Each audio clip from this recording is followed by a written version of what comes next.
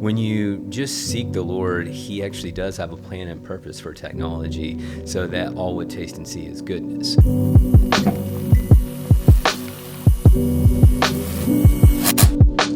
Welcome back to another episode of the Iris Global Green Room. I'm here with my buddy Ryan Collins. What's up, Ryan? How you doing, man? I'm doing good. Did you like? I feel like I just switched to radio I loved personality. it. I loved it, dude. Yeah. It's so good. You have that voice. It's a good radio voice Yes. and podcast. I voice. don't have the face for radio You do, man. or Come for on. video, but I don't know. Do we do more video, boys, or do we do more audio? Video? Yes. Come on. It's getting better. It's good. It's getting better. It's good, man. It's super good to have you here, Ryan. You are a man of mystery. I don't know. I fully don't understand how you do what you do, but we're going to talk about it today. For those of you guys watching, Ryan you are the president and CEO of Bethel Tech. Yes, in Bethel College. And Bethel College, Yeah. the fully accredited. Yeah. Brand new college. Yeah. Okay. Based out of Redding, California. About a year. The college has Yep. been about a year. Yeah. Yeah. And Bethel Tech's been around for, I want to say 3 years. No, 7 years. 7 Yeah, years? we're going I on was our 8th way year. off. Yeah. No, sometimes it feels like 3 years. Sometimes it feels like 30. But Wow. yeah, 2017 is when we started building it, and we launched our first class in January 2018. Come on. And all of this from a man without a passport. I don't get it. It's not fair. It's not fair. Yeah, man. I feel there's a lot of shame and guilt that I just got my passport. So yeah, the conversation, I just got my passport in the mail, which is, I'm 44 years old, so that was a long time coming. But you grow up in the Midwest of America, and I played sports. So anytime there were trips to be had during high school missions trips and stuff like that, I was keeping it local. And then I just never did, man. Like, you have kids, and I don't know. I'm trying to justify something that should have happened a long time ago. But I'm excited because, a lot of what we're doing with Bethel Tech and Bethel College is not just domestic here in the U.S., but we've expanded globally, and we've helped a lot of vulnerable communities that, we're bringing tangible resources of hope to make hope happen in those communities. And so being able to go out there as well and be a part of it and see the lives that we're impacting, and to partner with like-minded Christians to transform community with the love of Christ is epic. So I'm excited. This is amazing. Yeah. We are at Iris. Most people watching this, I think, would know. We're starting a university in Mozambique. Yeah. It's been a multi-year journey. Yeah. I never knew that it was so insanely difficult. I have friends, Teofilo Hayashi, he's starting a university in Brazil. Yeah. Dr. Randy Clark just, it's been going on for a few years, but I think it just got fully accredited maybe 3-4 years ago. It's a great school. Yep. Like, there seems to be a move, right, in the spirit-filled world where before, I think what we're known for is like, well, whatever God wants, we're just going to do it. Yeah. And we're called, not necessarily qualified, right? But I've seen a wave of, at least in our movement, of like, hey, we need education, right? We need to get trained, and we don't just want, what the world is providing. We want excellent, Christ-centered, spirit-filled. He is the number one. Everything else is secondary, and I'm seeing a push everywhere I go. People are starting universities and schools. I feel like Bill, this has been on his heart for a while. Yep. One time, I know this is a long question, multifaceted, but I was with Bill, and I asked him. I said, Bill, why don't you start a high school? Because they had BCS, and Bill said something. It just stuck with me. Those moments with Bill, you're just like, why? How did you become the way that you are? And I said, Bill, you have BCS is incredible. My kids were there. I think your kids went as well. Why don't you do a high school? Because it stops at eighth grade. He's like, I refuse to start a high school unless it's the best, right? Unless it is like top tier, number one, the best science labs, the best. And so knowing that, and that's the heart of Bill, and hearing people that I know that have attended your school. Yeah. What is it like to navigate the excellence of Bethel, the upstart of a school in this season where like everybody's starting one, and from everything that I know, it is just excelling. Yeah. How did you get picked for this? What is this like? I just want to know how this happens. A man without a passport. Now. Midwest just starts this incredible school. Yeah, I mean, it's a long story, but it is. I think what you're speaking to really does speak to the heart of Bethel School of Technology and now Bethel College. And excellence is really important to us. And one of the things with Bethel Tech is the first and still only online Christian coding boot camp in the world. We launched this 7 years ago, and people thought we were crazy. Like, God and tech, those are mutually exclusive entities, and God doesn't belong in tech. And it's like, actually, no. When you just seek the Lord, He actually does have a plan and purpose for technology, so that all would taste and see His goodness. Yeah. And so, but when we talk about excellence, it's not just in skill or character. It's in skill and character. So, one of the things I know that's really important to Bill, he talks about it often. We talk about the excellence of King Solomon and his palace, and how the Queen of Sheba had to see and firsthand and experience the wisdom and excellence of Solomon. And when she came there, his palace took her breath away. Right. Even the way that they set the table and the staircases. And I think it's really important whenever you have a focus and intentionality to create with the Lord and to put on display His excellence, it is an invitation for people it opens something in their heart, because they're connected to that creativity and that beauty, because God made us in His image.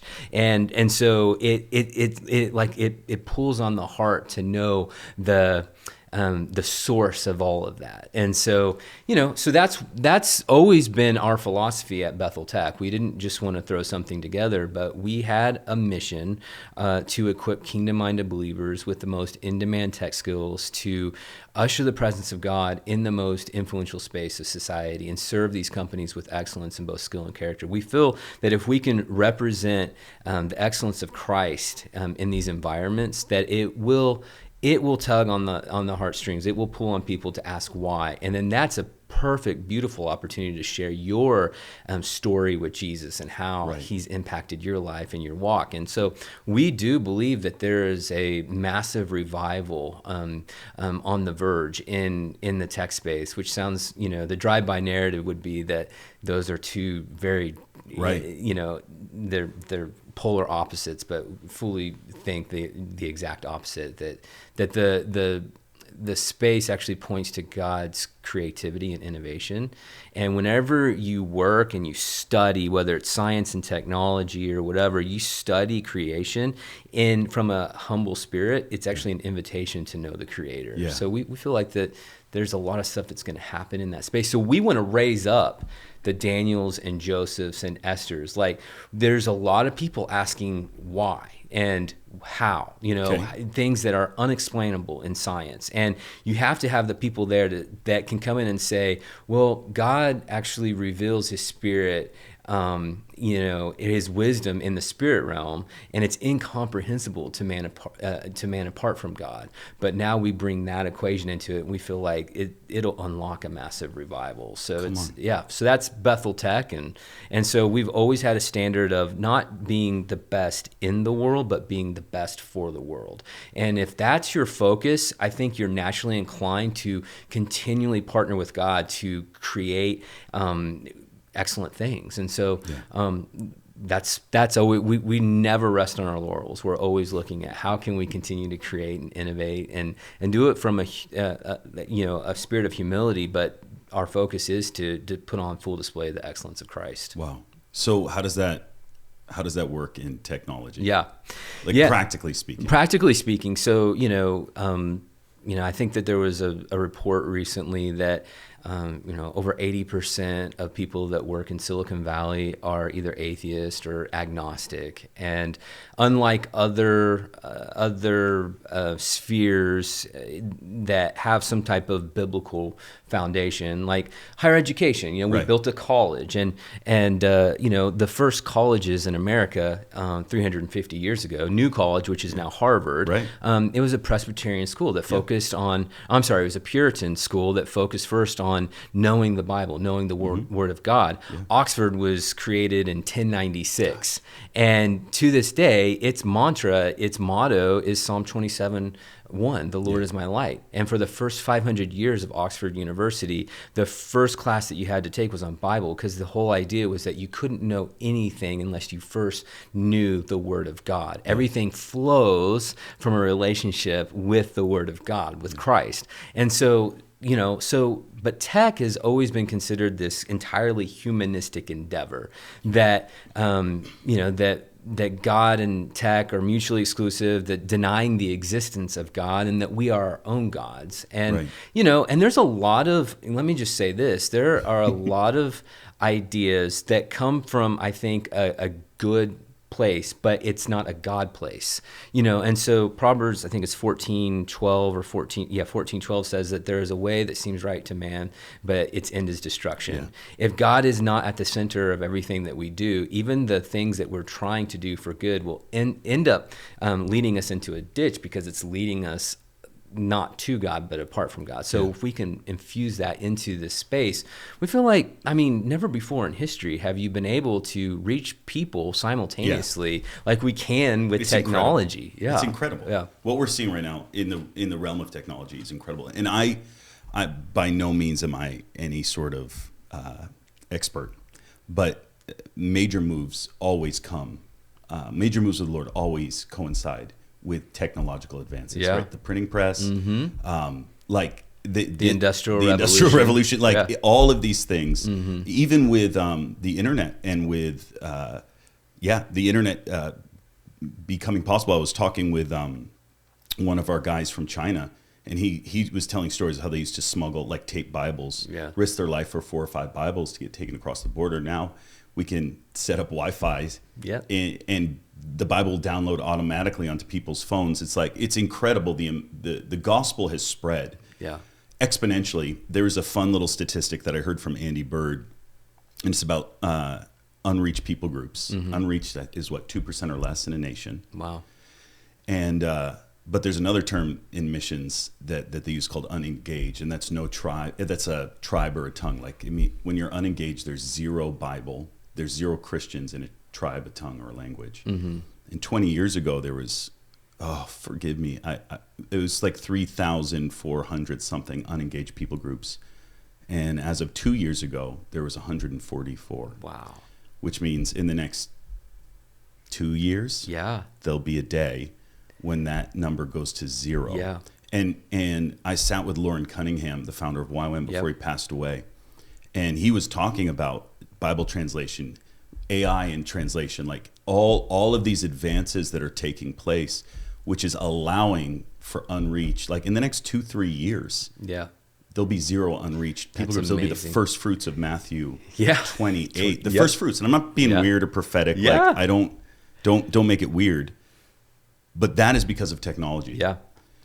How do you actually maintain, because you brought up Harvard, you brought up Yale, right? I think Princeton was an offshoot of Harvard, trying to maintain a Christ-centered focus. The log cabin, it was, I think, Princeton was a maybe Presbyterian background, if I'm not mistaken. Or Yale.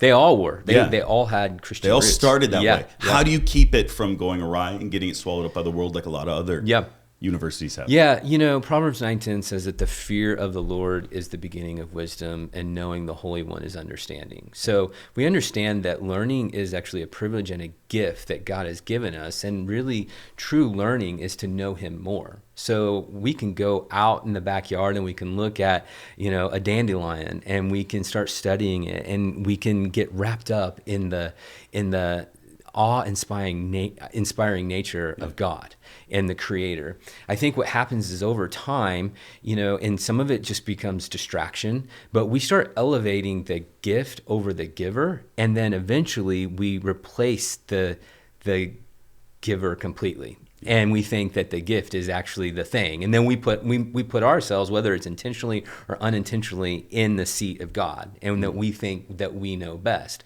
So that is the thing, I think, even in academia, what happens is we get wrapped up in all of the stuff to do, and then we start taking Christ out of the center of it.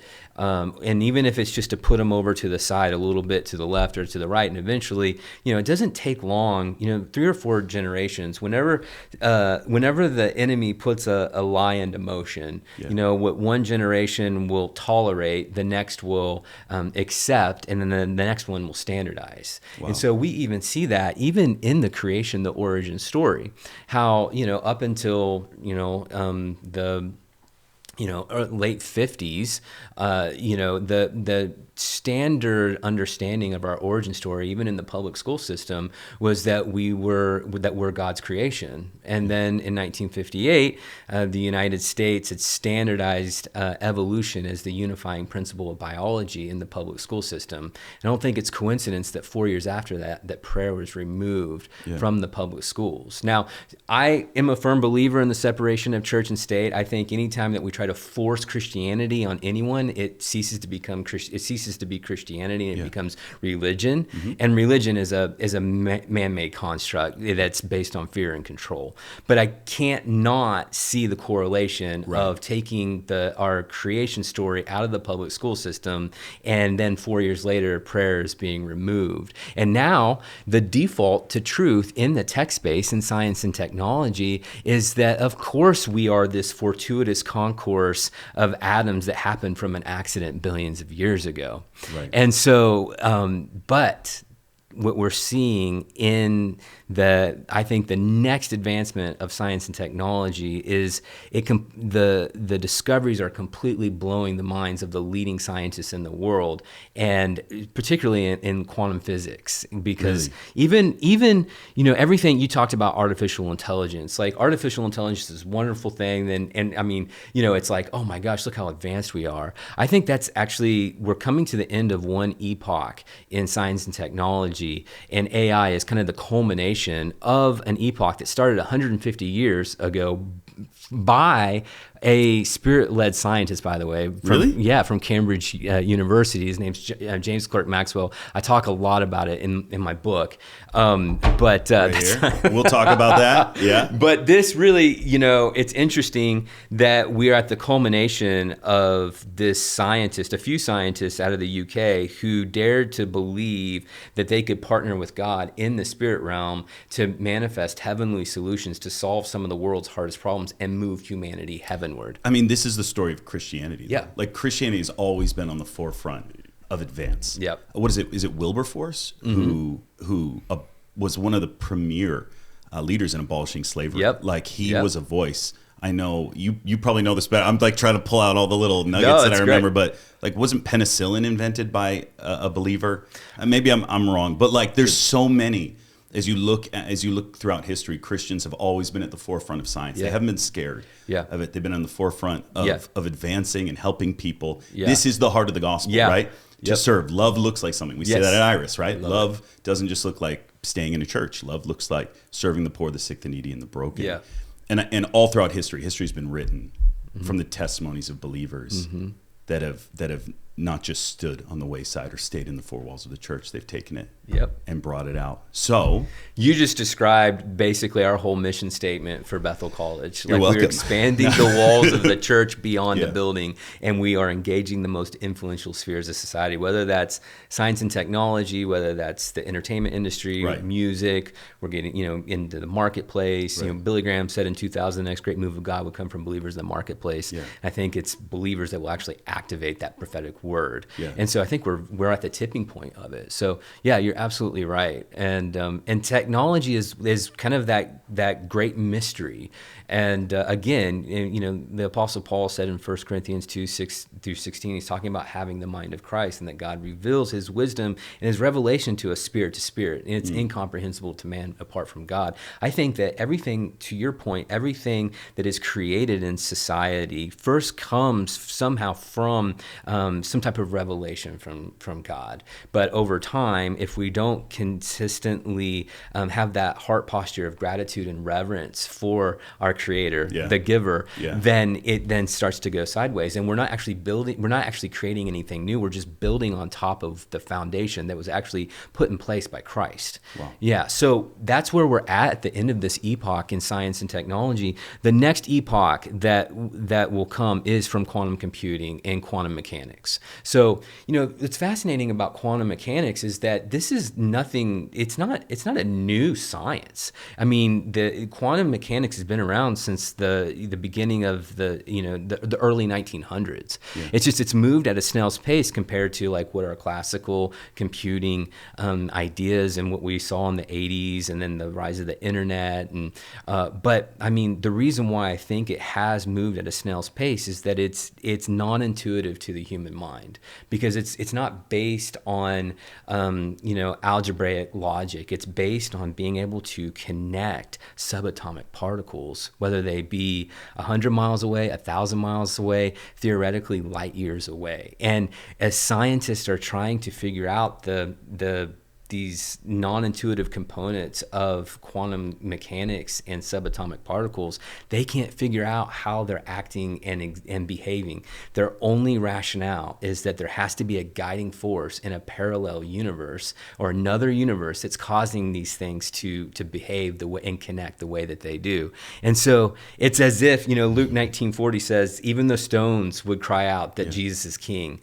that matter will speak of its creator. And so these tech companies are hiring the leading quantum physicists to dissect the atom into its smallest parts and to connect these atoms through these things to what they would call phenomena that would be superposition and entanglement, where you could take an electron from, let's say, California and an electron from Nashville, Tennessee, and through a phenomenon called superposition, they can be in two states at once, both wave and particle. And then if that's not crazy enough, you can take this one if this one's in California and this one's in Nashville, you can put both of these in a superposition state, and then they can be entangled as one. So it's not a matter of so as this one is, as you compute data on this subatomic particle, it instantaneously shows up with this subatomic particle. They're called qubits. The crazy thing about that, Will, is that it's not a matter of transferring information from one place to the other. That would be manipulating light waves in order to be able to transfer information from one place to the next. It is a matter of being. It's like 1 John 4:17 says, as he is, so are we in the world, that we can actually transfer or transmit information faster than the speed of light, because they're actually connected as one. And so the wild thing is that the scientists can't figure out the why behind that. They can't, or the how, honestly. They just have to accept that this is a phenomenon. It's a secular way of basically trying to describe a sign and wonder from heaven. But the ones that are truly coming at it with a curious, humble heart will see at the end of this whole thing is that it's actually that creation is going to point to God as creator. It'll be a massive revival. And so we want to have people in there. I mean, we're raising up digital disciples that are like, when people are asking those questions, it's like, let me tell you about the God of the universe. And so you can only do that if you speak the language, and you can only do that if you have the skill that actually is attractive, the skill and character that's attractive to people to be like, you actually, like, you know what you're doing. And how do you know? We've had crazy stories of our students getting just revelation from the Lord in the tech space, even in interviews, where it's completely confounded their coworkers or their managers. It's wild. Yeah. So why go to Bethel school when you have the Yales, when you have Harvards, that will be they're going to be producing the predominant leaders in this field. Yeah. Right? Yeah. Not some little school. Now, I'm not talking smack, that's but like, fine. No, why if I had I failed high school, so you just hit way over my belt. I don't know what you said, but I appreciate your heart as you said it. But no, I'm just kidding. Dude, I love it. You're a boss. You're smart, dude. You know. Yes, we'll see. But let's see how this this interview continues. Why would these people that are going to be leaders go to a school like Bethel, or even looking for that? Yeah, well, I think there's a cry right now. Like, I was just seeing I was looking at these statistics just the other day. I mean, since there 80% of people in the U.S., and I think it would probably be more globally, but this was just a U.S.-based survey, 80% of Americans believe that there is a supernatural or spiritual dimension to our world. Yeah. So that's really interesting. And then, I think there's 2.4 billion Christians worldwide. It's 70% still of the United States would confess themselves as Christian, whatever denomination. And then, 77% would acknowledge that there is a higher power. And then nearly half of the Americans since the pandemic have said that they have a desire to know God or tap into their spirituality. So I believe this is like the Apostle Paul going to Athens, Greece, and going and seeing all the statues to the different idols, and then right smack dab in the middle of all the statues is a statue to the unknown God. Yeah. Did he condemn them for their lack of faith in something that they didn't know, or did he convict them of righteousness and actually honor their curiosity? And he did, and he spoke to the Areopagus, and actually Dionysius, who was a council member for the Areopagus, ends up becoming converted as a Christian and sets up the first Christian church in Athens. It's like, what do we do with this information? What do we do with this door that's been open for us, where people are like throwing their hands up in the air and saying, I thought I knew, but now I don't. What is out there? Who am I? Why do I exist? And so we have to step forward. And so if we look at even just like kind of the fundamental purpose of higher education, it would be the discovery of knowledge, the preservation and transfer of knowledge. Yeah. And so you have these universities that over time have gone from that being the core mission in addition to them being biblically based and Christ-centered to indoctrination environments that are trying to tell you what to think instead of teaching you how to think. The other part of that is that society would say that even though it's broke, we do feel like higher education is a solution to move us forward. Okay. So what are we going to do with that? Are we going to go into these places where students feel like they're silenced if they can't have a free thought, if they're not going to follow the progressive, woke, just the woke mindset of a lot of these universities? And I think parents and their children are saying enough is enough. Yeah. Is there something out there that is actually the antithesis of that without taking away the focus and the intentionality of high skill and learning? And so that's one aspect of it. When we talk about technology, it's interesting. Shortly after we started Bethel Tech, we got invited to Google. Yeah. And we did a whole panel discussion on the intersection of Christianity and technology. Yeah. And my boss, you know him, Chris Valentin, he wrote the foreword. He gets on the panel and he starts off by saying, I'm probably the least technological person in this room. Now, mind you, these were some of the leading technologists at one of the leading tech companies in the world. Many of them in the room were Christian, but not all. Yeah. And he starts talking about having spiritual intelligence, that we operate with the mind of Christ, that God does reveal radical heavenly solutions to us to solve the world's hardest problems. And he gave this example of when he owned an auto parts store and how he had this was early 90s, and had a new payment software, and it was messed up. And so they didn't have a lot of money, and they spent like $30,000 on it, and he didn't even know how to turn the computer on. And And the computer engineer said that they're going to have to get a whole new system. It was going to cost another $50,000. They didn't have it. So before he went to bed one night, he asked the Lord to give him, the solution. And in a dream, he gave him an algorithm. He gave him code. He didn't even know what it was, but he wrote it down. It had all these different characters. He woke his wife up. They went down to the auto parts store. She turned on the computer. He said, type this in, and he got into the back of the computer, and they were able to fix the payment. It's Chris. Yes. Yeah. Yeah. And I know him. I've never seen him on a computer. Yeah. And so when he says this at Google, you literally see the room lean in, and they're like, oh, this is actually what we've been searching for. Yeah. It's not just the mechanics of it. Right. There's a component to this where we actually get to create with God. And so that actually, I think, became the impetus for his book, Spiritual Intelligence, which was really cool. And I got to write an excerpt from that, which then ended up being kind of the catalyst for me writing this book.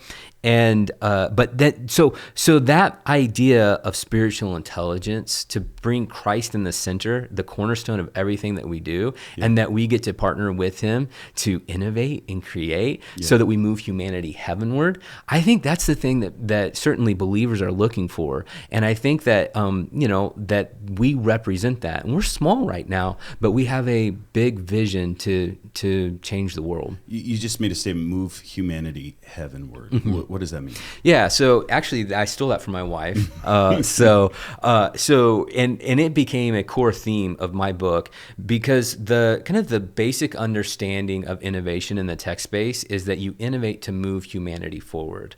I love that definition, but I think it's incomplete, because it's not including God into the equation. And so innovation's true intent is to move humanity heavenward. Everything that we build with the Lord should point to the love of Christ and lead people to an encounter with his love. We know that it's God's goodness that leads man to repentance, and that we can build things in such a way that all would taste and see his goodness. And I think that's what technology represents, that we can actually reach the unreached people groups, that you can have something like the Bible app, the YouVersion Bible app, that actually has a application on a phone that gets into different communities in different countries where you can't have physical Bibles. Oh yeah, you know what I'm saying? I love that stuff. We have one. I've met with different creators who have made different apps to hide the Bible. Yeah, in different ways. Yeah, so they can go into unreached places. If they ever get caught, that it's untraceable on their phones. One was a calculator app. I'm sure you've seen that one. I haven't seen it. Really? No. It looks just like a regular standard calculator. You punch in the code where the numbers are. Oh, that's awesome. Equals, boom. It opens up the Bible. It's basically undetectable. Yeah. There's another one where it uses maps. Yeah. And there is a specific coordinate, a house. Yeah. Somewhere in the globe, that if you keep zooming in on the map, you can hit the roof of this house and it'll expand all of the books of the Bible. That's so awesome. Super cool. Basically,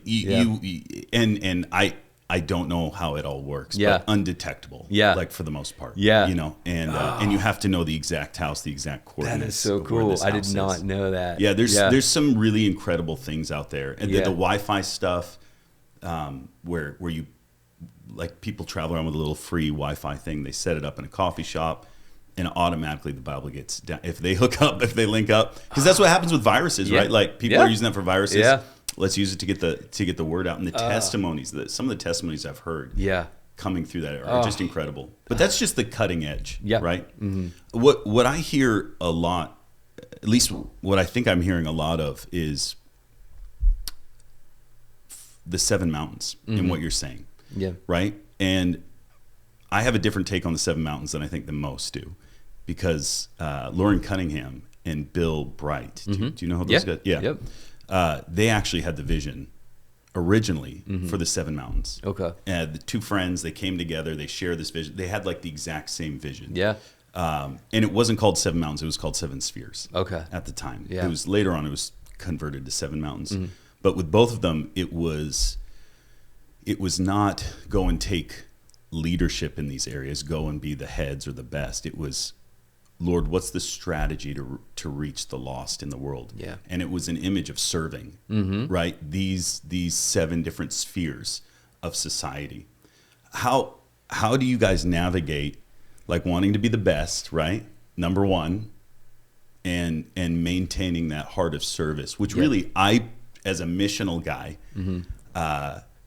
that's the heart. Yep. Jesus was a servant, right? Yep. I find sometimes when we excel, we get big heads, we want to become leaders. Yeah. We get full of pride. How are you balancing this? Like, we want people to be the best, but maintain the servant's heart. Are you teaching this stuff, or are you just teaching?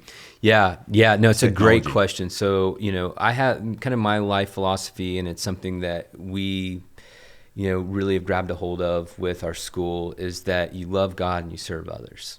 And so we don't talk about being the best, but we know that if we love God and serve others, that everything that we are intentional about, we're doing to help others, and we're going to create things for people that are wonderful with God, So that's always been our motto. And, even, we have missions counselors. When somebody's interested in going to our school, they might fill out some type of lead intake form, and then we call them.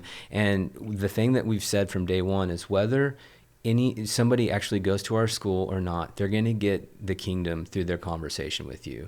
And it's wild because some of the channels that we've been in, there are a lot of Christians, but then there are a lot of people that are just curious and aren't Christians yet. And so, almost on a weekly basis, our admissions counselors will lead someone to the Lord. Wow. It's wild. It's wild. So that's the thing. And I think that when you have that heart posture, that creates an atmosphere, and it creates a room that you and the Lord can ideate together. And everything that the Lord does, he does with excellence. So we're creating the space through that type of posture, that servant leadership posture, and our heart to seek first his kingdom and righteousness. And then all these things come into focus. And so that has always been what guides us. And so that looks like a lot of different things. It may look like, and we're not there yet, but it may be that we're at the forefront of emerging technology. But it also looks like, hey, how can I put hope in the room to make hope actually happen in people's lives where maybe they've lost hope or they need something for transformation?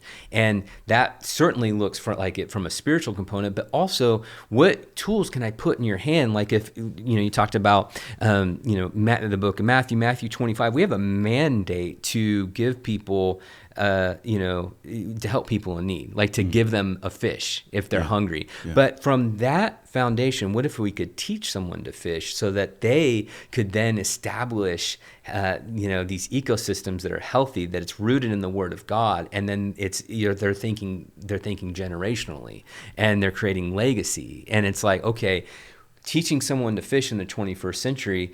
Well, technology, every company to some extent now is a technology company. Yeah. We talk about Google, we talk about Meta, Apple, but it's also like Walmart and Bank of America and Chipotle, and they are falling over themselves to find qualified tech talent. So there's this open door opportunity to help people get these skills that they can go and get these high paying jobs.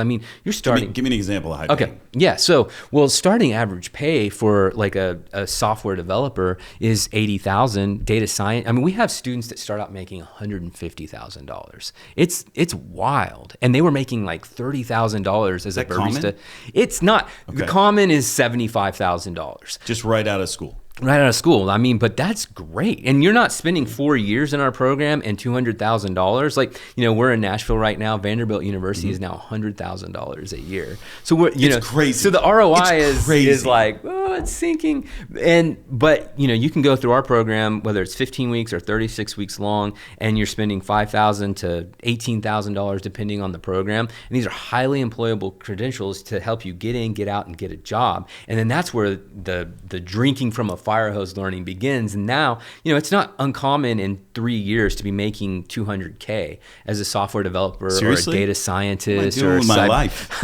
So, but the cool thing is, and we've always had a heart, and this came back even from the Lord putting the idea of Bethel Tech in my heart. This was 2015. I was running corporate partnerships for a higher education company, helped spearhead a tech hire grant, a $4 million tech hire grant in Queens, New York, to help a highly impoverished community learn to code so they could get high-paying, high-growth careers in technology. So we set up a 16-week program. We helped these individuals learn the coding language Java. We'd have single moms bus in. We'd set up daycare for them at the facility. Wow. 3 months after they graduate, they get $80,000 jobs.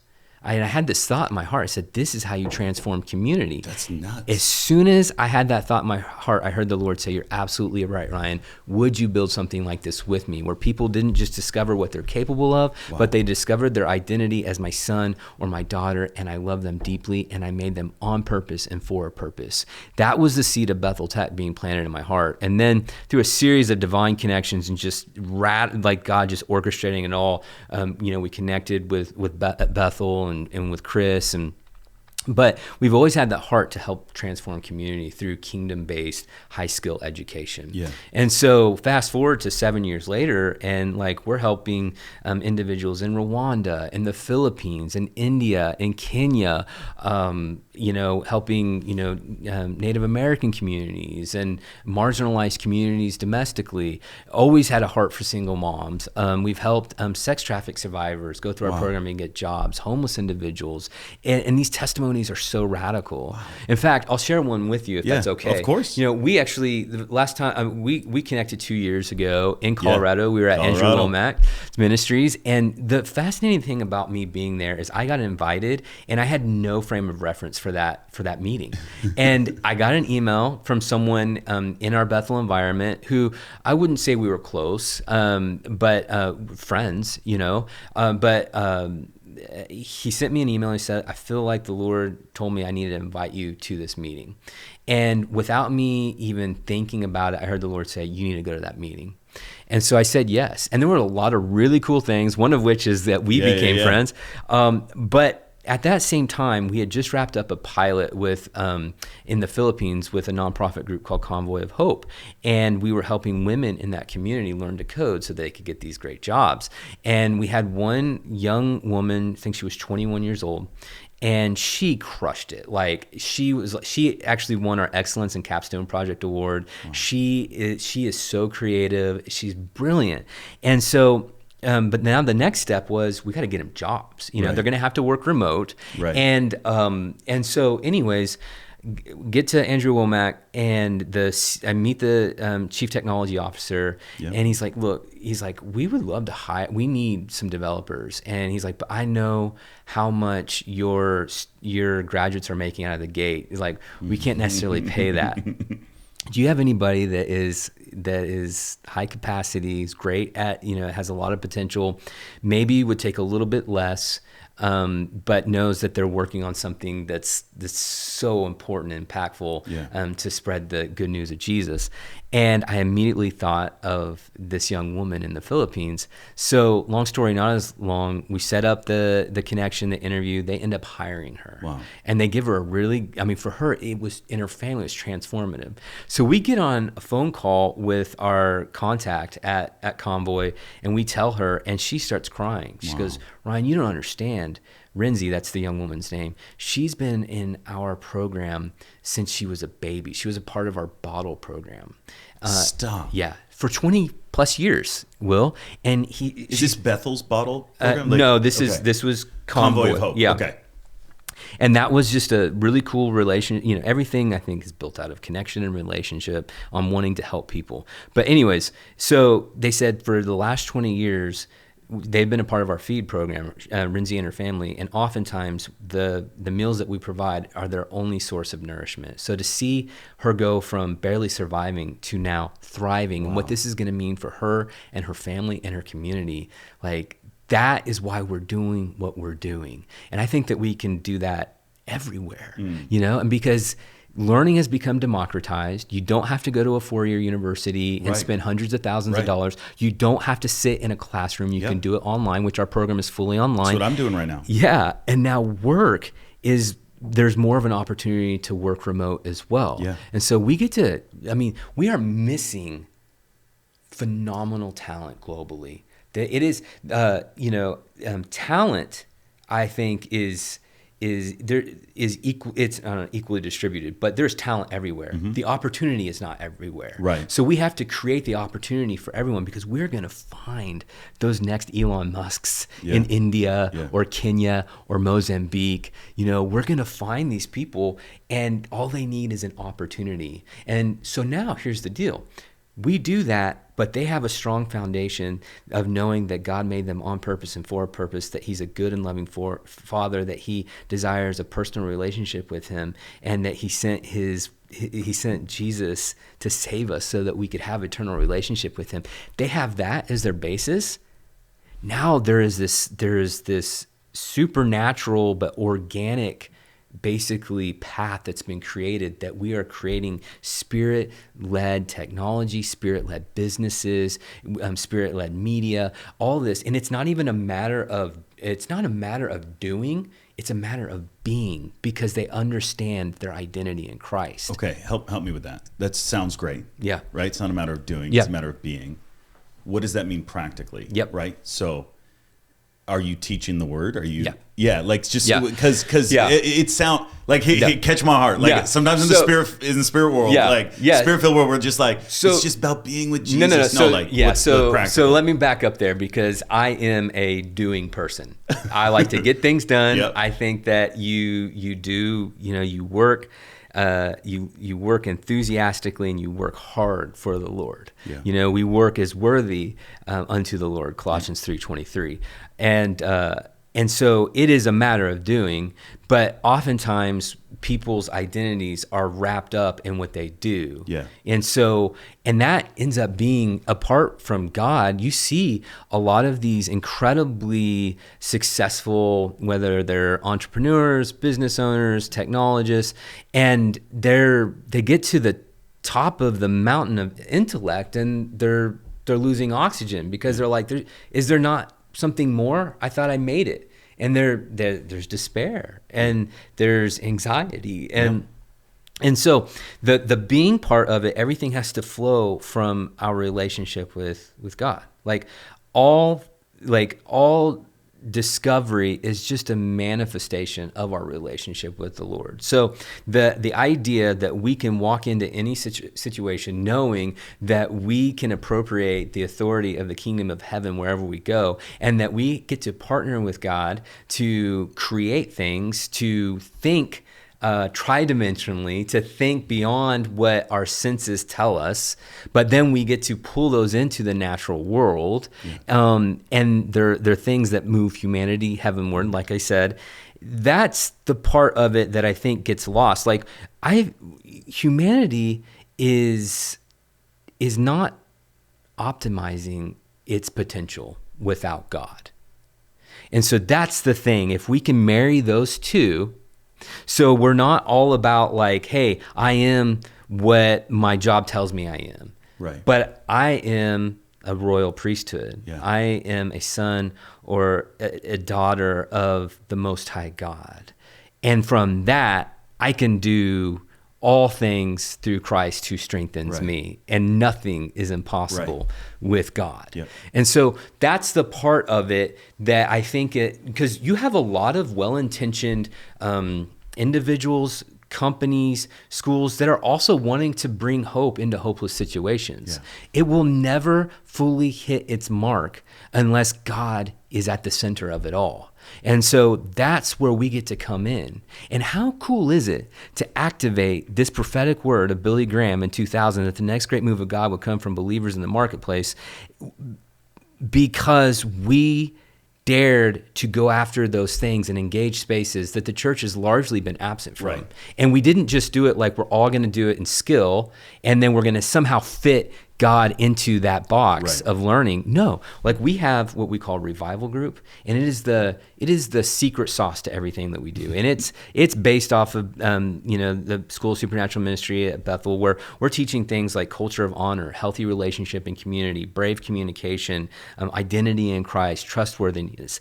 These are all kingdom values, but they're also the same types of they're the same types of soft skills that companies are investing millions of dollars to improve their workplace culture. Yeah. So we actually had a seat at the table at some of the largest tech companies when we started, not just because of our tech skills that we were training. That was just a prerequisite to get on their radar. Yeah. But even though they wouldn't align with our faith, they saw us as one of the first coding schools that was intentionally focused on those character building skills that they so desired in an employee. So that's the part of it. Like because golly, I mean, I'll just say, like, Ephesians 6:12 says that, we do not battle against flesh and blood, but, spiritual hosts of wickedness in the heavenlies.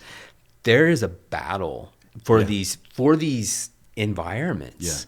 And I love that. I love you brought that up. Ephesians, the church in Ephesus was, Ephesus was basically a modern day New York City. It was this centralized hub, demonic worship. I think there was 40 something different temples there. This is where Paul brings this message. It was the first time he didn't bring correction. Yeah. You always see him bring correction, but in Ephesians, he brings an encouragement to the new church that's there. I don't know if you know this, but the gospel going out like disrupted the silver trade in Ephesus, because all of a sudden, they could no longer, like all of the idols that were being sold. Yep. The gospel, when it does go out, it disrupts. Yes. Yeah. It disrupts what's going on. And I think this is important, right? And there will be pushback from the world, right? When the church, I think, really models Christ and loves him with all their heart, mind, soul, and strength. Yeah. As you've gone out, because there's a few questions I really want to get. Okay. I want to pull from you. And then I have some practicals. I have actually so many questions. As you go out, what are you seeing on the leading edge? Because in what we get to do, we get to meet a lot of really cool people. Yeah. Yesterday I had a conversation with a guy that's on the forefront of like seed genetics. And what's some of the technology that you're seeing? I know maybe you can't use names, but some examples of this Christ-centered believer that the Lord is speaking to that actually will be or are currently on the forefront of technology. Like, is there any, like, because I know we get some backroom meetings. Is there anything that really excites you? Yeah. Well, I think going back to the actualization of quantum computing, because I don't know if I can handle that conversation. Well, let's go. I talked about it earlier, but the tech companies are in an arms race to achieve quantum computing supremacy. And even governments and countries, like China last year, they've invested over $10 billion in quantum computing, and the US billions of dollars as well.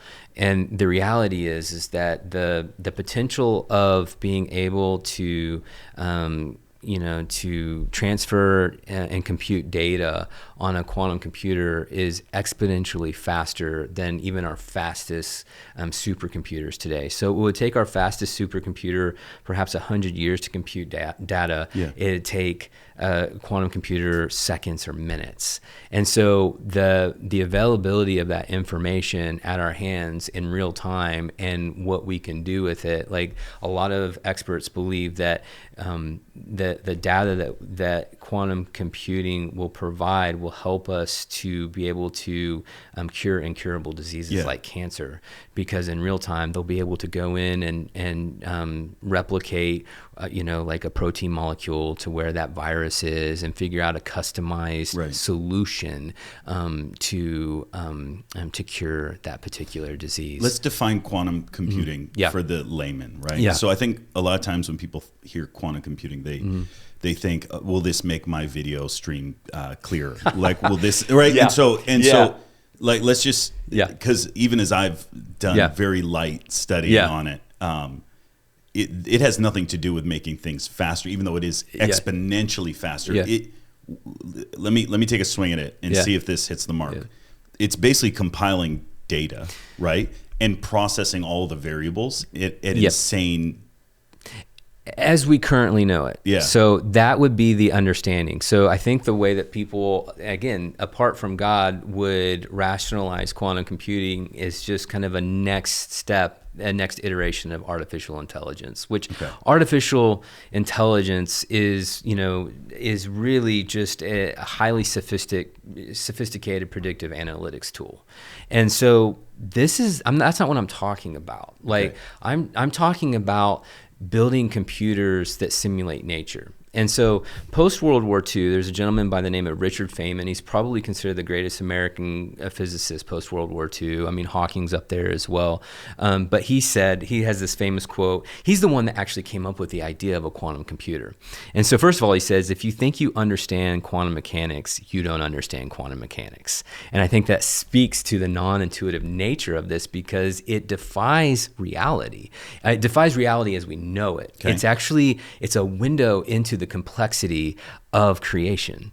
And so again, talking about the whole premise is creating these qubits, these subatomic particles that can be connected, whether they're, a foot away or thousands of miles away, and that you can transmit information from one to the next because they're entangled. That's the phrase that scientists call a phenomenon.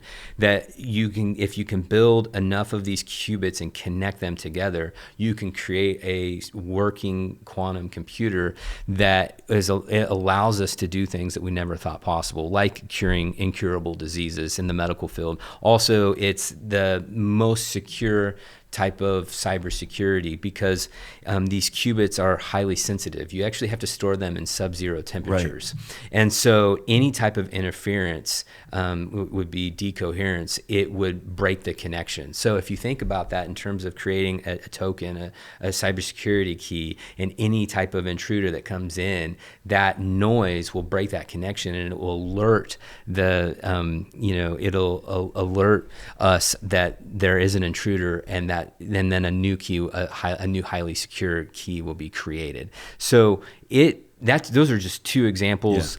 Yeah. But the point of it is that the way that these subatomic particles are connecting and behaving, it makes no sense to the human mind. It is it's so wild, Will. Like the fact that we're talking about creating computers that have multiple potentiality in terms of being a wave and a particle.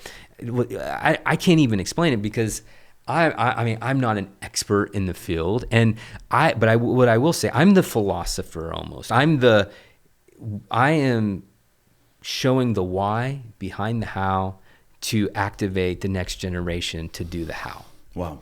And so, but what I would say about that is that the non-intuitive nature of what we're seeing with quantum computing, I believe that God is enacting his sovereignty in this situation because it's so important to him. And it will only be actualized and activated by kingdom-minded believers who are willing to partner with him to really bring the full scope of what quantum computing and quantum mechanics is.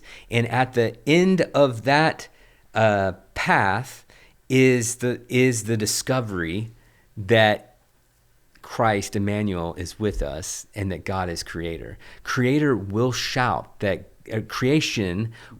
out that God is creator. Let me say that again. Go for it. Creation will speak and shout out that God is creator. And the more that we study, the more we'll discover. We're seeing that in the infinitesimal with the subatomic particles, but we're also seeing it in our exploration of space, you know? And there are believers in this space who have done, I'll give you an example. Yeah, give me some examples because, bro, like, where did you go to school?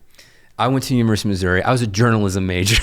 Oh my God. So I'm more of a research guy. My head hurts. But it's funny you mentioned like God uses the unqualified because I feel that like, dude, I'm a president of a college, and people might be like, I don't have my doctorate. I didn't set out to be the president of a college, but we saw the proof of concept with the School of Technology and what we're doing in the entertainment industry, and said, what if we could do that in the business sphere? What if we could do that in the music sphere? What if we could do that in the public policy sphere? Like all these different areas, and it's just a matter of like listening, trusting, obeying, and moving forward with what God is saying to you. Yeah. So that's my background, and that's why I want to know the why behind the how, and I'm very much looking at history. I think that we need to know where we came from, where we got off track, in order to get us back on track moving forward. And I talked about those spirit-led believers. And there was a gentleman. Okay, let me share this story with you, and then I'll share a really cool story of someone in the tech space who partnered with God to create something that's like blew everybody's minds. I love it. So, shortly after I started Bethel Tech, I was in the Bay Area meeting with a Fortune level tech company, and they were curious about what we were doing at Bethel Tech. And I'm driving across the Bay Bridge to meet with another Fortune level tech company, and I'm in bumper to bumper traffic, and I hear the Lord say, Ryan, I'm redeeming the tech space so that all will taste and see my goodness. So I went home, and my first thought was that he was going to graft something in that was built apart from him. And I drank the Kool-Aid on the drive-by narrative that God and tech are mutually exclusive, that the tech space is this entirely humanistic endeavor.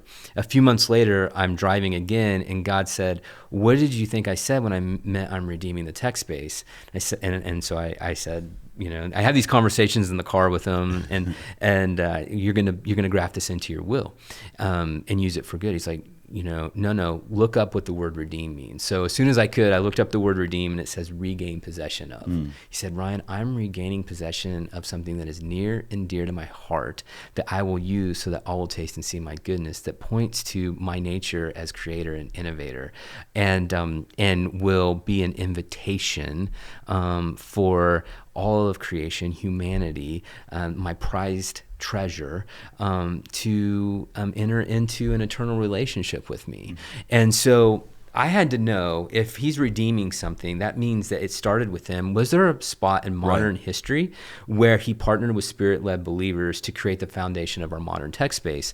And I think it's Proverbs 25:2 that says that it's the glory of the Lord to conceal a matter. It's the glory of kings to search a matter out. Well, if we're a royal if we're kings and queens, as the Lord says in 1 Peter, then it's actually our privilege to search those things out that the Lord conceals. He's not trying to withhold stuff from us. It's an invitation to know him more. Yeah. And so in that relationship and going deeper with him, there's actually a level of trust that he has for you, that he can put things in your hands that he knows that you're going to steward with excellence, like the parable of the talents. Yeah. And so anyways, I started studying, and I found there in the mid 19th century, in the 1850s to 1880s, there were these incredible spirit-led believers out of the UK. There was a gentleman by the name of Charlie Babbage who created the blueprint for our modern digital computer over 150 years ago. Really? There was Michael Faraday, who created the first electric motor, discovered the chemical benzene, and then there was a gentleman, a Scottish physicist by the name of James Clerk Maxwell. And Einstein was once asked, do you stand on the shoulders of Sir Isaac Newton? He said, no, I stand on the shoulders of Maxwell, because it was Maxwell who ushered in a revolution in the way that scientists perceive the natural world. He believed that everything that we sensed in the natural world was only one part of the equation, that there had to be a guiding force in an invisible reality that was causing everything to operate and exist. It's the same it's the same mindset that we're seeing with these quantum physicists as they're dissecting these atoms into their smallest parts. Anyways, it was from that posture that he discovered that light was an electromagnetic wave, and that you could manipulate. Really? Yeah. This is Maxwell. This is in 1860s, and he discovered that you could manipulate these waves in such a way that you could transfer information from one place to the next through seemingly invisible space. This is the foundation for Wi-Fi, radar, satellite, mobile phones, computers, everything that we're doing right now. Was he celebrated? Or was he demonized in his time? It's really fascinating. By the church? No, this is such a great question. So Maxwell was a believer, and he believed that God and science were not mutually exclusive, but they were intrinsically linked, and that God is creator. He made man in his image, gave us stewardship over creation. It was our responsibility to study the works of the hands of our creator. The more that we studied, the more he would reveal his creativity and his creation to us and through us. And so that was the whole posture. And it was fascinating because at the same time that he was publishing his theories of electromagnetism and electrodynamics, you had Charles Darwin publishing his theory of evolution that was taking God out of our origin story. Right. I ask our students at Bethel Tech, if there's 50 on a Zoom call, I'll say, by a show of hands, how many of you have heard of James Clerk Maxwell? Before I started talking about this a lot, maybe 1 out of 50. But I would ask, how many of you have heard of Charles Darwin? All 50. How is it that Charles Darwin is a household name, and we don't know, very few people, whether you are, unless you're deep in the science world, know much about James Clerk Maxwell. I talked about Richard Feynman, and he said 10,000 years from... 10,000 years from now, mankind will look at Maxwell's discoveries of electromagnetism as the single most important event of the 19th century. Wow. At the same time that Darwin was publishing the theory of evolution. But even Darwin, though, he said, consider the eye and all of its complexities, right?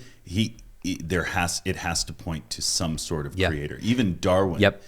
Like he couldn't deny the complexity of the universe. You're absolutely right. And even if you look in his last paragraph on origin of species, he talks about that the complexities of the universe are much too big for us to understand as basically mere mortals. That there's this grandeur, this grandeur nature of a creator.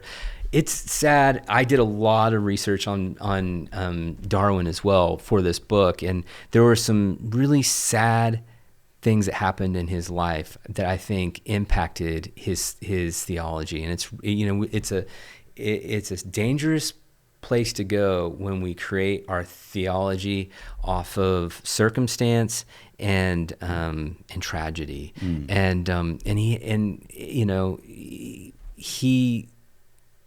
He sold himself short in his observations. He stayed within the confines of what our senses could perceive. And I think that if he would have continued the way that Maxwell continued, that there would be a deeper revelation for him in his observation of creation. But that lie was set into motion, and then over time, there were some nefarious people who took this foundation of a lie and used it for their own personal gain and to hurt people. Right. I mean, if you look at all of the major dictators, Hitler, Chairman Mao, Lenin, Stalin, they were all huge admirers of Darwin. And Darwin was, and Karl Marx, the father of communism, was a huge admirer of Darwin. And that's what they created social Darwinism out of. Darwin never intended for that to happen, but whenever you build something apart from God, even if it's well-intended, it will lead us down the path of destruction. So anyways, Maxwell is this significant figure in science and technology. He put into motion this beautiful opportunity for us as a church, as the body of Christ, to take the baton once he passed, but the church didn't engage. In fact, the church perpetuated and in some ways created the narrative that there is a line in the sand between science and God. And so now, you've got kind of two camps. It's like, are you a man of science or are you a man of God? Right. And I believe God is redeeming those. And so we have gotten to the end of that epoch that Maxwell put into motion 150 years ago, and the catalyst for the next epoch will be quantum computing, and it will only be fully actualized if kingdom-minded believers will partner with God to create with him in things that are signs and wonders from him, that the scientific community would call phenomena. So, wow. And that can come from dreams, that can come from vision. Yeah.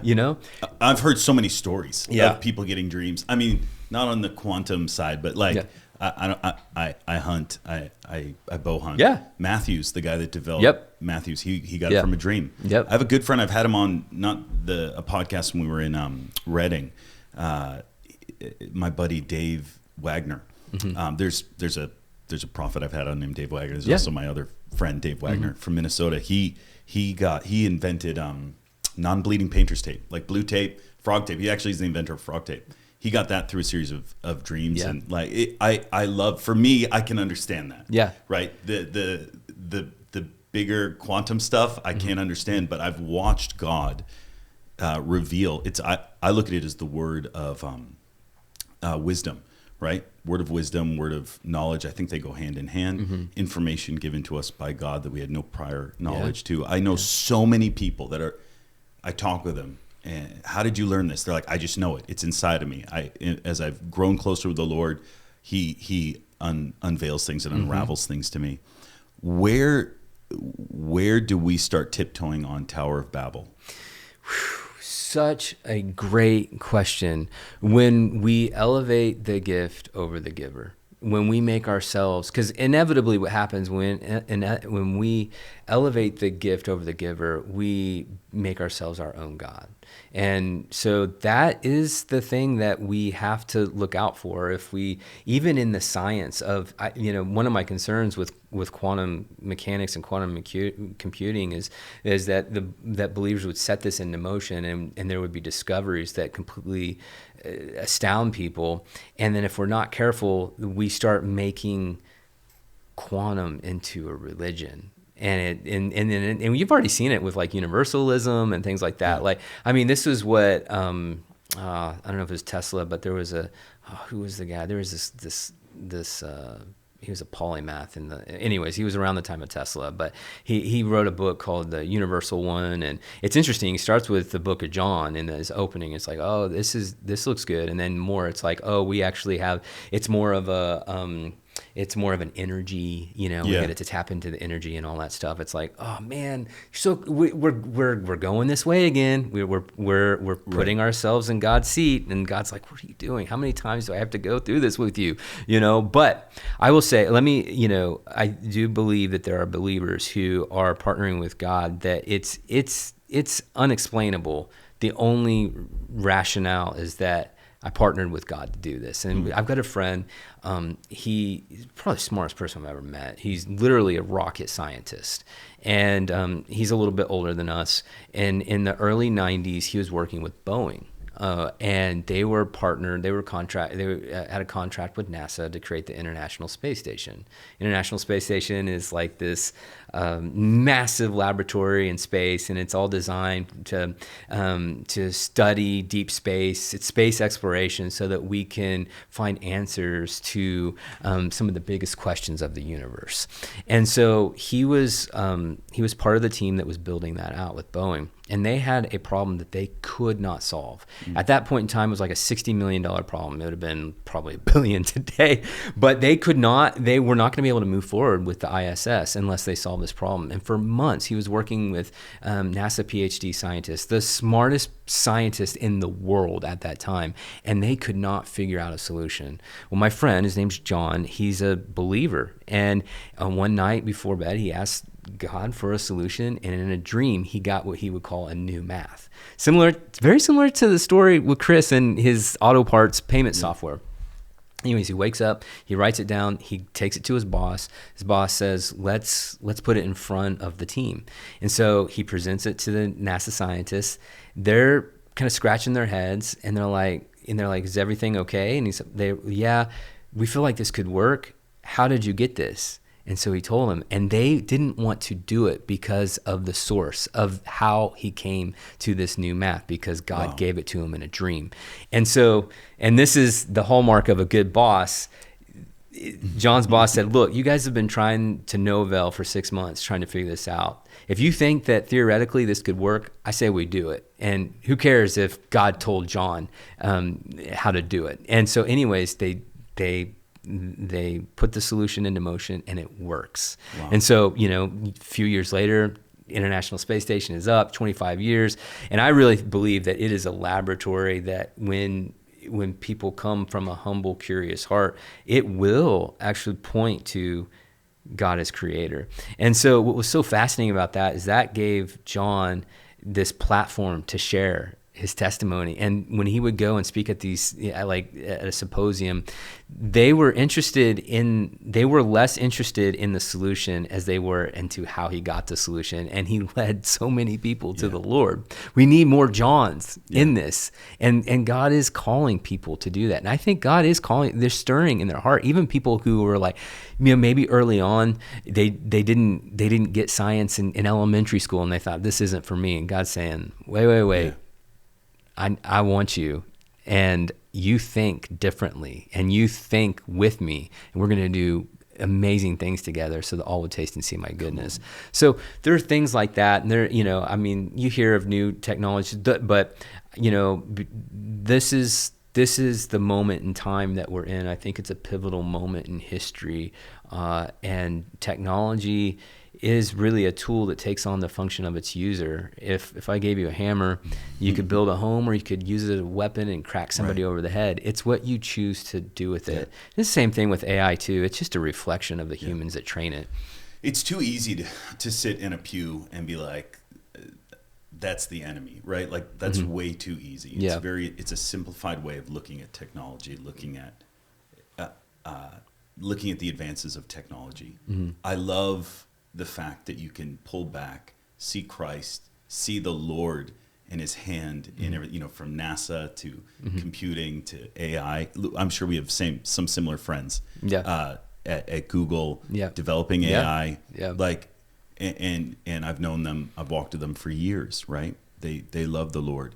It's too easy to sit back and criticize. And what I love, just overarching in this conversation, is that you see technology not just as a missions field, but as a God ordained like place where we are called to have the mind of Christ. Love him with all of your mind, right? And I love that. I love just the lens that you're approaching this with. I think the church needs more of this. We've had it throughout the years, and then it gets lost. It gets lost in just arguments, right? But I love this. I love that it doesn't have to be so complex that somebody can't just come to the school and learn coding, right? And dip their toe in the water. I love the aspect of using it as an outreach in nations that don't have the gospel and would never have these opportunities. It's incredible. The Andrew Womack story with that young woman, from you guys helping her out from the time she was a child up until now. This is such a beautiful aspect of the gospel. Serving the underserved. And bringing the gospel into every part of society. We need leaders in the tech world. And when I do go into the tech world, or I do go into places of higher learning, they're alone. They feel lonely. They feel like they know that the Lord's called them. But there aren't these huge pockets of believers there. And so often they feel alone. So often they feel like the black sheep, right? The Lord's calling them to do this. Everybody's, well, just go to ministries, just learn this, or go and do missions. I've sat with so many that are in those spaces that just, they feel that tension. And so seeing that you're sending out workers into the harvest field is beautiful. I didn't understand half of what you said. No, I tried to follow along, but that's okay. Like, I think that a lot of people listening to this, they don't feel the call to missions. They feel the call into the to the world of technology. We have in Iris, I know more than one that have gone through our schools in missions and then finished mission school, and they're like, okay, what do I do next? And they go into the just the workforce. They get a job, and they've worked their way into. There's actually a friend of mine. I just talked to him yesterday. He's high up cybersecurity for the U.S. government. I have another friend that is developing drones for the U.S. military, like stuff that I shouldn't even know. It's amazing to see what God is doing. And I love the fact that you're pioneering that. Oh man, it's such an honor, man. Well, thank you. And I would say those people are pioneering it, and they're technically, they're just brilliant people, and they're doing things that we could talk about it, and they're doing it, and it blew both of our minds. Yeah. And to do it in a space where they feel alone, I mean, my hope is that they find community, and that there's a massive flow of believers who come into this space and usher the presence of God, and they do it with excellence and skill and character. I mean, they're doing it so that they're like, man, that's the best worker. Like they go above and beyond. Yeah. They're creating awesome things, and man, there's such a joy to work with. Yeah. Because that's where you get influence, right? Like that's where people are like, hey man, what is it about you? Or like I see how you just like you always seem to be like of the highest level of integrity. What is that? Yeah. Where does that come from? As an employer, I can train anybody in anything. It's hard to train character. Yeah. And I just think just putting out workers that have the character, that have biblical character, have Christ-like character, just that alone will put you head over the competition. Yeah. Because I can train anybody in anything. I can't train character. So true. That has to be discipled. That takes a long time. So I actually choose character over qualifications. Excuse me 1 second. Yeah. I'm so sorry, man. Yeah, you're good. But so I love what you're doing. Okay.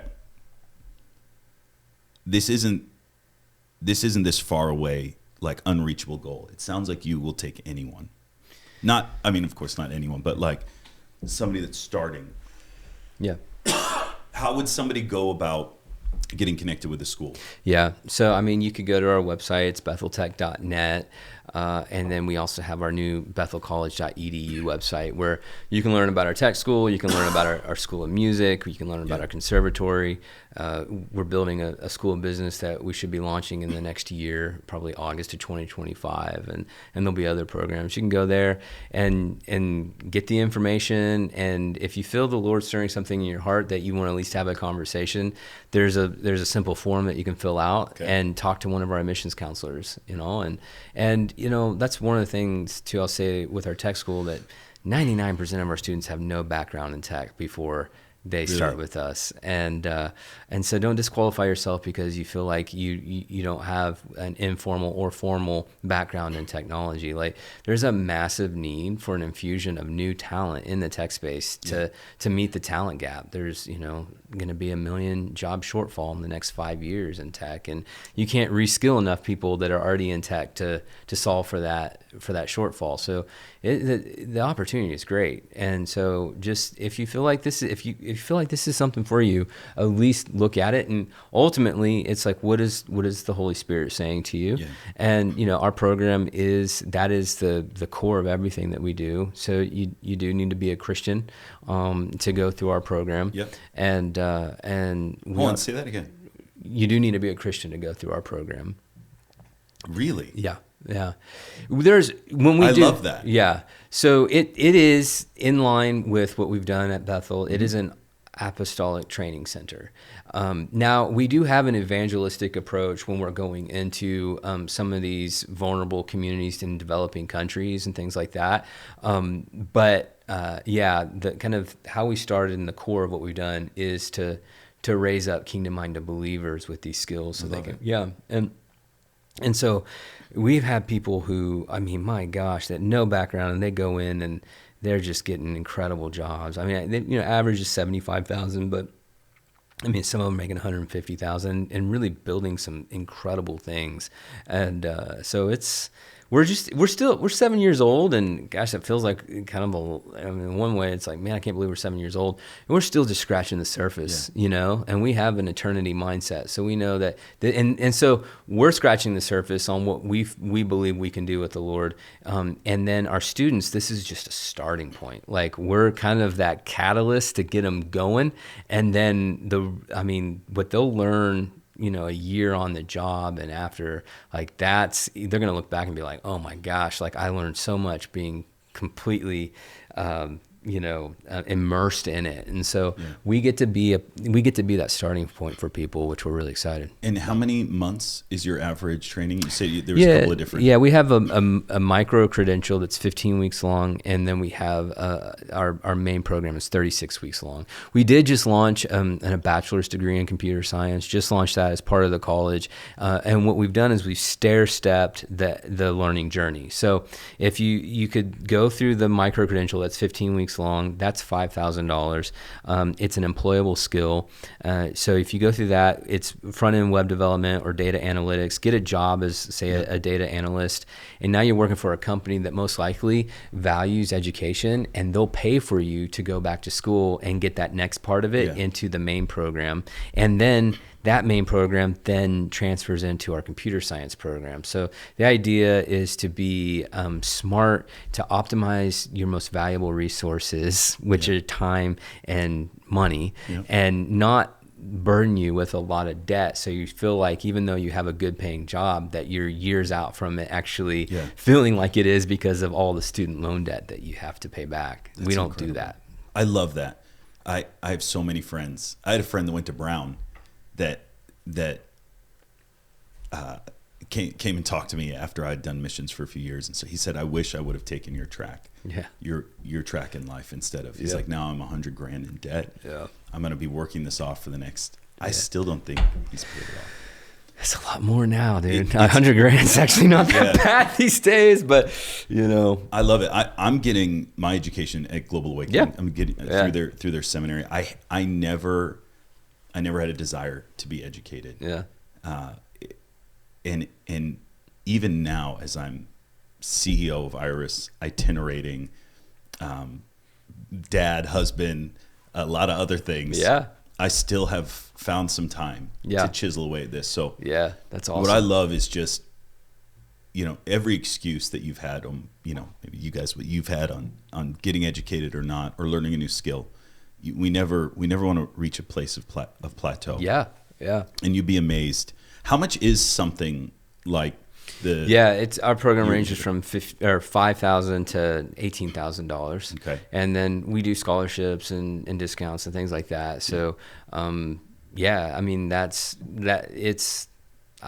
the $5,000 program is a great starting point too, and it's employable, and that's awesome, And so then, my background, before starting Bethel Tech is in corporate education partnerships, and so companies, most every company will help you once you're employed, they'll help you go back to school, and so then now you get that good paying job with a company, let's say it's Verizon, as a software developer, and then they're giving you anywhere from $8,000 to $10,000 a year to go back to school, and then just continue on, and whether that's with our program, we hope you do, but you can then take that and continue your kind of lifelong learning continuum. I think we always want to be learning, and I'm with you. I mean, as a leader, I don't want to get, it used to be younger, it felt like you just wanted to learn to get a certificate.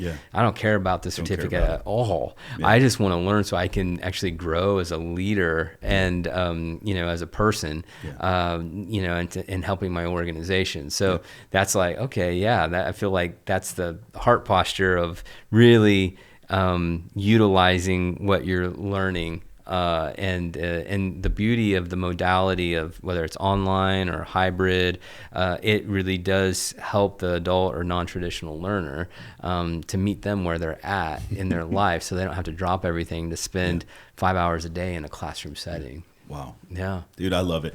We didn't even get to this. We talked about it. Almost everything that I talked about is in this book. So, The God of Tech. Mm-hmm. You just handed this to me today. I saw it today. You mentioned you had a book, but I didn't get it, but thank you for this, man. And where can people grab this? You can get it on Amazon. I mean, you can get it online, I think, at wherever books are sold. Barnes and Noble, all that. But, typically Amazon is, it's a pretty easy process. And it's not just for tech people. That's the thing. That's the one thing that has been really fascinating to me. It's very much for the spirit led innovator, whether that's an entrepreneur, whether that's a business leader, whether that's somebody in healthcare, education.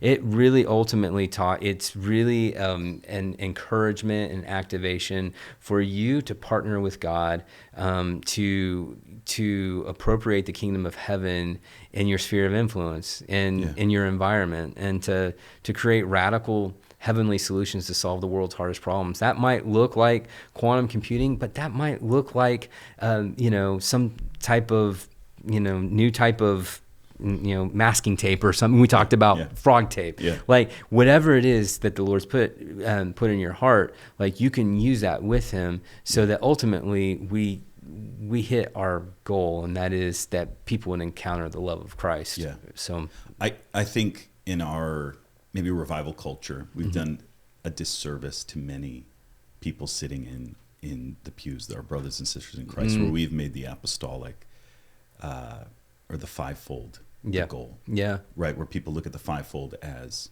a position in church, as a leader of a ministry. But the reality is 98% of people that are hearing the message have a job. Yeah. They're dreaming for their family. They're dreaming, how can I do this every day? Provide for my family. And that is a missions field. Yeah. Right? And so to hear what you guys are doing, I love it. I mean, of course it's coming out of Bethel. It just makes all the sense in the world. And I'm really excited to continue to hear stories of people that have gone through your training, what they do. I'm excited to see how this continues to develop. And every time we chat, I hear of new innovations and new things that you're doing. Yeah. I'm just excited. I'm excited for you guys. Oh, thanks, I have more than one friend that's gone through the course, and this is just really beautiful. I think, as it's taking place at Bethel, it's taking place in Iris in Mozambique. Yeah. With Global Awakening, there's something that God is speaking to the generals of our movement, and they're saying build and educate, train up and raise up. And so, man, to be able to get some time with you, to meet you a couple of years ago, and now do it again just a few months ago. Yeah, dude. The fact that you're living out here, is just amazing, man. I'm really excited. I'm so grateful, and I want people to know this. I asked Ryan to come on. I asked him to bring his book. This wasn't something that he was like, hey, can I pitch you? Like, you guys know me, I don't do commercials, right? Ryan's a friend, and I wanted him to come and share. And I believe that there's many that are watching this that are looking for the next step. You're watching this because you love missions, or you love the conversations. And I really believe that the Lord might be speaking to you. And so, do you have Instagram? Like, what are all the ways that people can get in touch? I'm on Instagram. You can follow me on that. I mean, I don't know what my handle is, but I mean, Bethel Tech is on Instagram too. Okay. But I'll put stuff out there, and there's more stuff that even a couple of ideas of the Lord. It's interesting. I actually was taking notes for two new books, and the Lord said, "Hold off." He said, "This message with this book," because I released this a year and a half ago, and said there's more to it. Wow.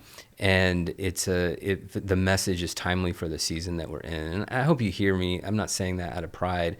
I'm just saying that that's what the Lord said. And He said it. Actually, my wife said it, and then a close friend of mine who he said it. And so I was like, okay, I need to lean into that. And so I do think that there's more to this. It's funny, the last thing that I wrote about in the book was about artificial intelligence, because when I was getting done with it, that's when ChatGPT went bonkers. And so I felt like, well, it's probably in a year, there's going to be more to it, but I need to talk about this. And so it ended up being, I think it's it might be chapter 4 or something, I can't remember, but it was the last thing that I wrote about. And there's a lot. I think there's an open door. There's a lot of curious and hungry people.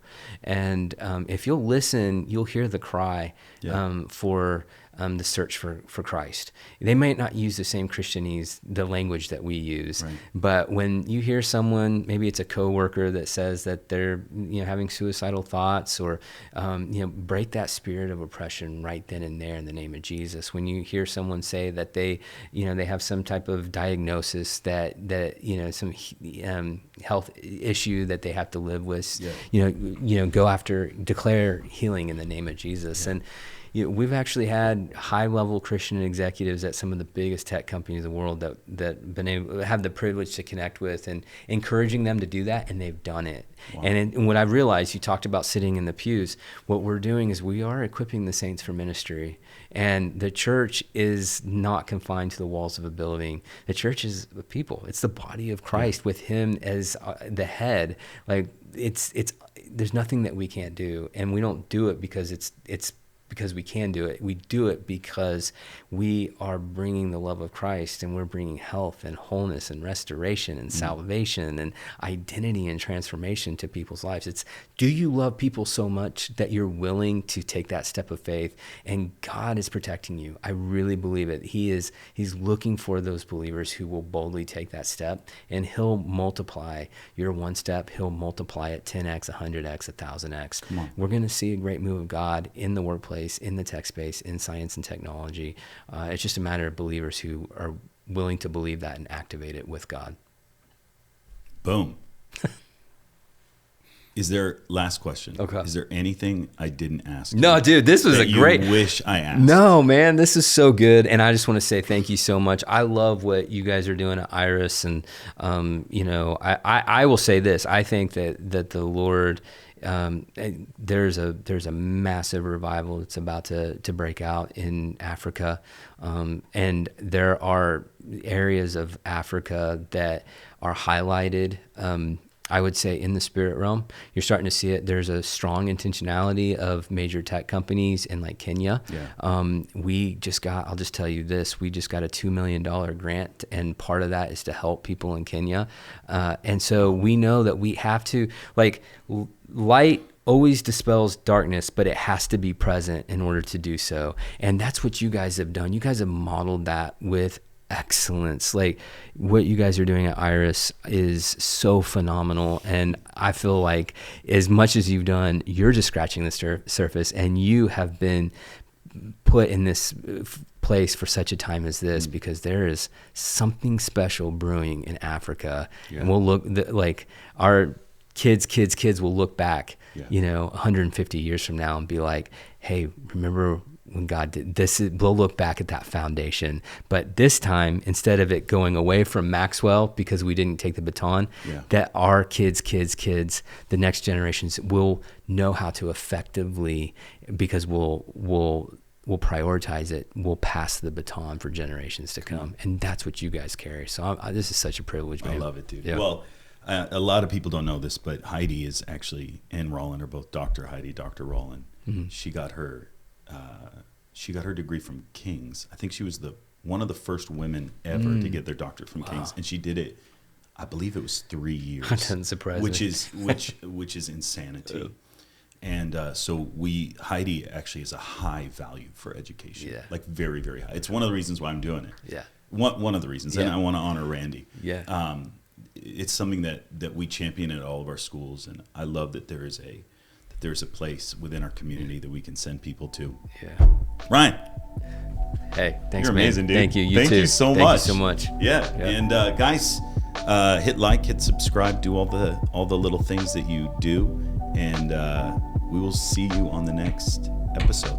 Bless you guys. Thank you so much, dude.